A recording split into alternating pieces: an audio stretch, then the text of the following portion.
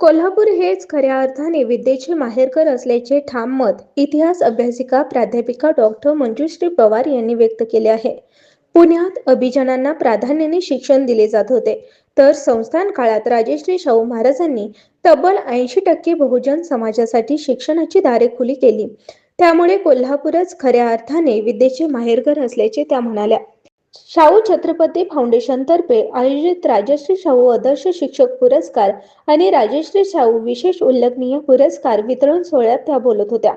शाहू स्मारक भवन येथे झालेल्या या कार्यक्रमाला AIB पुणे येथील पोलीस अधीक्षक मनीषा डुबुले प्रमुख पाहुण्या म्हणून उपस्थित होत्या, तर लेखिका वसुधा पवार अध्यक्षस्थानी होत्या.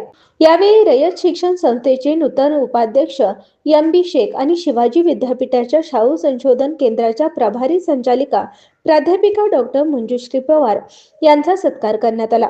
विशेष क्षेत्रात उल्लेखनीय कार्य करणाऱ्या शिक्षक, पत्रकार आणि शिक्षण प्रेमींना मानचिन्ह, मानपत्र आणि प्रशस्तीपत्र देऊन गौरवण्यात आले. आपल्या भाषणात डॉक्टर पवार यांनी महात्मा फुले, राजश्री शाहू महाराज आणि भारतरत्न डॉक्टर बाबासाहेब आंबेडकर यांच्या सामाजिक व शैक्षणिक कार्याचा आढावा घेतला.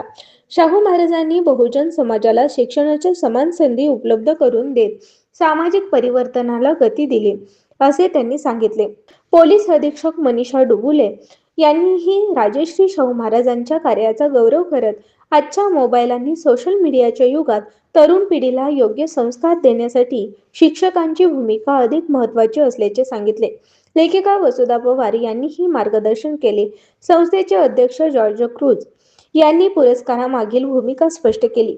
कार्यक्रमाचे स्वागत जावेद मुल्ला यांनी केले.